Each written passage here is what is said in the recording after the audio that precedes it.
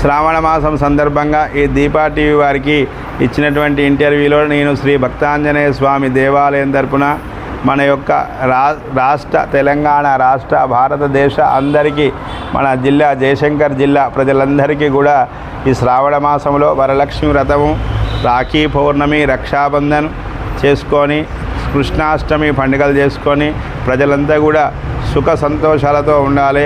అన్నదమ్ములకు, అక్క చెల్లెళ్లకు అనుబంధానికి, అన్న చెల్లెకు అనుబంధాన్ని ఇచ్చేటువంటి రాఖీ పౌర్ణమి, వరాలనిచ్చేటువంటి వరలక్ష్మీదేవి, తర్వాత మళ్ళీ కృష్ణుడు జన్మించినటువంటి శ్రావణ మాసంలో కృష్ణాష్టమి. దీని తరపున ఈ యొక్క జిల్లాలో ఉండబడేటువంటి మన తెలంగాణ రాష్ట్రంలో ఉండబడే ప్రజలందరికీ కూడా సుఖ సంతోషాలు కలిగి, ఆయురారోగ్యాలు కలిగి, అష్టైశ్వర్యాలు కలిగి వాళ్ళందరికీ కూడా ధనము, ధాన్యము, శుభాశిస్సులు కలగాలని కోరుకుంటూ అందరికీ శుభాకాంక్షలు తెలియజేస్తున్నాం. వరలక్ష్మి మాతాకి జై.